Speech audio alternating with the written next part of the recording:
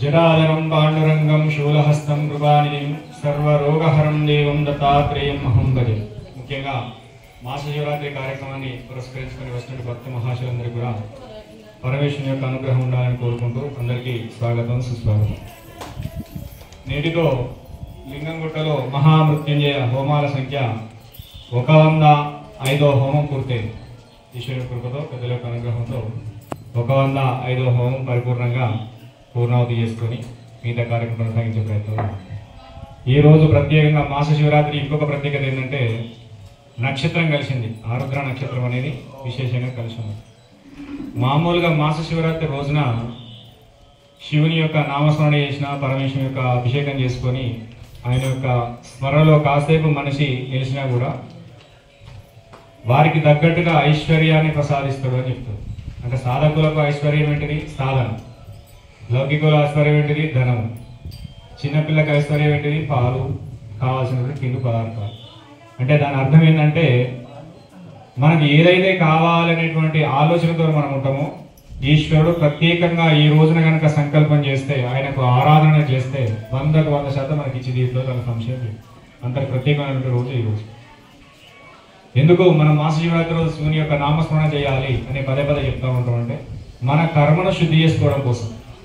కోరికలు వస్తుంటాయి, పోయినా కుదత్తనే ఉంటాయి, ఎన్ని కోరుకునిక మిగులుతూనే ఉంటుంది. పెళ్ళైతే లేదని మొదలుకుంటే పిల్లలు పుట్టి పిల్లలకు ఉద్యోగాలు ఇచ్చి వాళ్ళకి పిల్లలు పుట్టి వాళ్ళ ఉద్యోగాలు ఇచ్చేదాకా కోరికలు తిరుగుతూనే ఉంటాయి. అవి శాశ్వతంగా మనకు ఫుల్ స్టాప్ అనేది ఉండదు. నిరంతరం చక్రణాలు తిరుగుతూనే ఉంటుంది. ఇక్కడ మొదలైన కోరిక అక్కడికి వచ్చి మళ్ళీ అక్కడి జిల్లా మొదలవుతూ ఉంటుంది. ఆ కోరికలకు అనంతం అని అంటారు. అవి కోరికలకు అంతం లేదు కాబట్టి అనంతం. అవి ఎలకాలం కూడా కొనసాగుతూనే ఉంటాయి. మరి వాటికి ఫుల్ స్టాప్ పెట్టడం ఎట్లా అంటే దానికి గురువాక్యం తోడు చేసుకొని మనకి ఏదైతే గురువు గుర్తును చూపెడతాడో ఆ గుర్తును పట్టుకొని నడిచేవాడే నిజమైన దైవ మానవుడు. ఆ ప్రయత్నం అనేది చేస్తూ ఉన్నాం. ఏంటిది ఆ దైవ మానవుడు అంటే భగవంతుని యొక్క నామస్మరణ. కలియుగంలో సులభంగా మనిషి ఉద్ధరించడానికి ఉపయోగపడేటువంటి స్మరణ ఏంటిదంటే భగవంతుని నామస్మరణ. ఏదైనా చేయి, రామకృష్ణ శివ నువ్వు ఏదైనా చేసుకో, స్మరణ మాత్రం ప్రతిరోజు నిత్యం జరుగుతూ ఉండాలి. ఇట్లాంటి ప్రత్యేకమైన పర్వదినాల రోజున ఇట్లాంటి దివ్య ఆలయాలకు రావడం వల్ల కలిగేటటువంటి ఫలితం ఏమిటి అంటే మాస శివరాత్రి ఇంటికాడ కూడా శివుని ఫోటో పెట్టి స్మరణ చేసుకుంటే అయిపోతుంది కదా స్వామి. ఇంటికాడ కూడా మాకు ఇంత విభూతి ఉంటుంది, మీరు ఇచ్చిందో లేకపోతే ఎక్కడి నుంచి కొనుకొచ్చుకున్నారో దానికి నీళ్ళు తలుకొని కొట్టి పెట్టుకున్నా మాకు మంచి జరుగుతుంది కానీ ఆశుద్ధం. కరెంట్ భగవంతుడు అంతటా వ్యాపించి ఉందని చెప్తారు. అదేవిధంగా కరెంట్ కూడా అంతా కూడా వ్యాపించి ఉంటుంది. కానీ ఆ వైర్లో మనకు కరెంట్ కనబడుతుందా? కనబడదు. ఇక కరెంట్ ఉన్నది ఎట్లయితే ఆ బుక్ వెళ్తే మనకు కరెంట్ ఉన్నదని తెలుస్తుంది. అదేవిధంగా పరమాత్ముడు అంతటా ఉంటాడు, ఇంట్లో ఉంటాడు, మనలో ఉంటాడు, ప్రతి ఒక్క అణువులోనా కూడా అది ఉంటాడు. కానీ ఆయనలో మనలో ఉన్నటువంటి ఈ రక్తనేత్రంతో ఆయన చూడలేము. మనం రక్తనేత్రంతో చూడలేము. ఆ రక్తనేత్రంతో మనం చూసేటటువంటి ఏకైక ప్రాంతాలు ఏమంటే అవి దేవాలయాలు. ఏంటి అవి?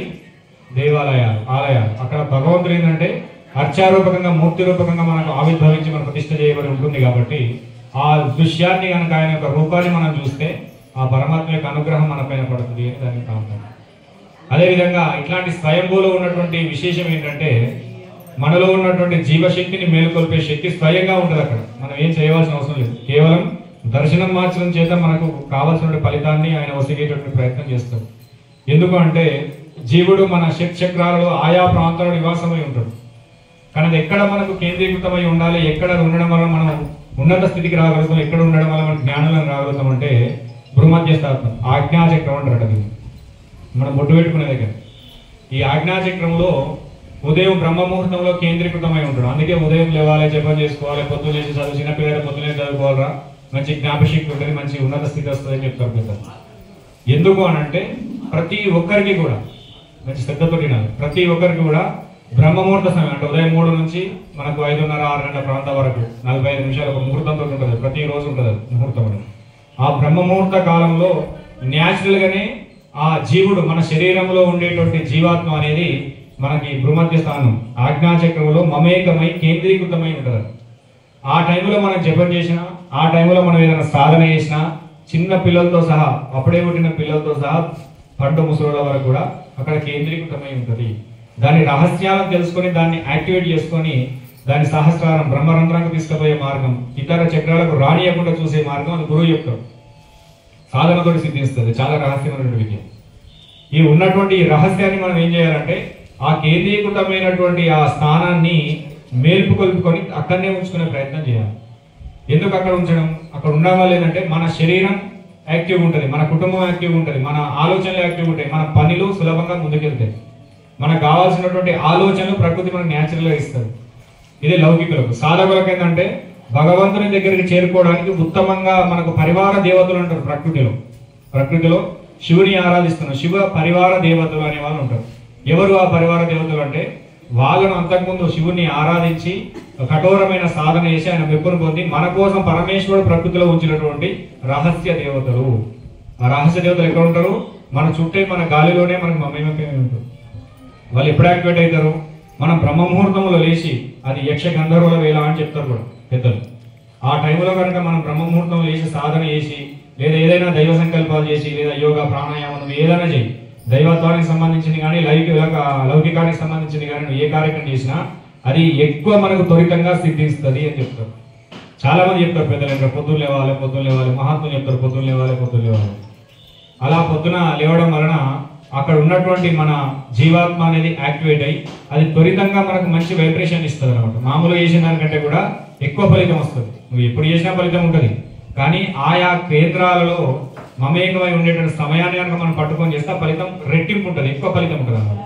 దాన్ని పట్టుకోవడానికి పెద్దలు బ్రహ్మ ముహూర్తాన్ని దొరకబట్టిండ్రు. అది బట్టిగా దొరికింది కాదు, ఎవరో చెప్తే దొరికింది కాదు. సాధకులు మహర్షులు పెద్ద వాళ్ళు తపస్సు చేసి ఈ ముహూర్తంలో కనుక మనము స్మరణ చేస్తే, ఈ ముహూర్తంలో కనుక మనం జపం చేస్తే, ఈ ముహూర్తంలో దైవ సాధన చేస్తే అది మనకు ఉన్నతమైన శక్తిని ఇస్తుంది అని పెద్దలు చెప్పిండ్రు. వాళ్ళు ఎట్లా చెప్పిండ్రు? సాధన చేసిండ్రు, దాని మీద పరిశోధన చేసిండ్రు. ఇప్పుడు కాదు, కొన్ని యుగాల క్రిందటనే చేసిండ్రు. యుగాలంటే కొన్ని కోట్ల సంవత్సరాల క్రితమే దానికి అనుకున్నారు. ఇప్పుడున్న టెక్నాలజీ ప్రకారంగా దాన్ని అందరూ కూడా అన్వయం చేసుకోమని చెప్పారు. అట్లా అన్వయం చేసుకోవడానికి వీలు లేని పరిస్థితులు కొంతమందికి ఉంటాయి ఆయా కారణాల వల్ల. చాలా మంది అనుకుంటారు పెద్దలు లేచే వాళ్ళు లేచి ఉన్నారు, కొంతమంది వీలైన వాళ్ళు చేస్తున్నారు, వీళ్ళు అన్ని చేస్తలేరు. మరి కనీసం ఇట్లాంటి దాన్ని మనం ఏ రకంగా ఉపయోగించుకోవాలి అంటే, జీవుడు మన ఆజ్ఞాచక్రంలోకి తెప్పించే మార్గాలు ఇంకేమైనా ఉన్నాయా?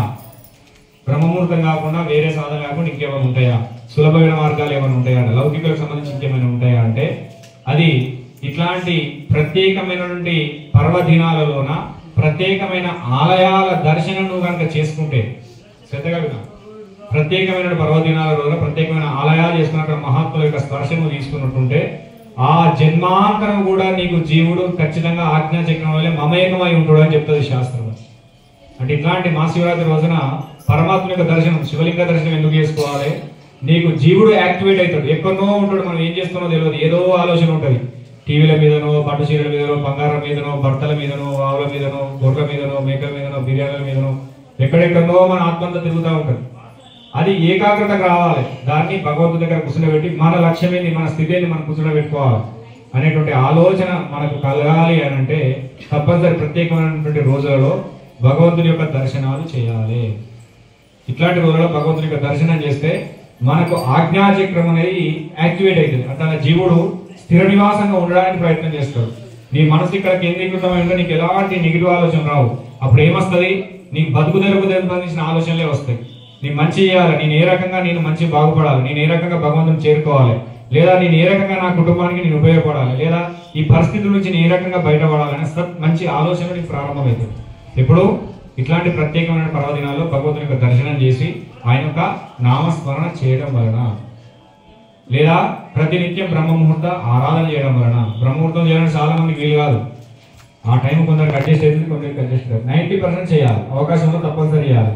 తెలిసి కానీ తెలియక కానీ ఒక మానవుడు కనీసం ఒక 3 సంవత్సరాల కనుక బ్రహ్మముహూర్త సమయంలో సాధన చేసినట్టుంటే వాడు 3 కోట్ల జన్మల పుణ్య ఫలితం పొందుతాడని చెప్పింది శాస్త్రం. 3 కోట్ల జన్మల పుణ్య ఫలితాన్ని పొందగలుగుతాడు. ఆ జన్మ చేసినట్టు వాడు దేవమానవుడు అయిపోతాడు. వాడు ముఖ్య అనేది ఆటోమేటిక్గా దగ్గరకు వస్తుంది. అందుకే మహాత్ములందరూ ఆ టైంలో సాధన చేసినట్టు ఉపక్రమిస్తూనే ఉంటారు.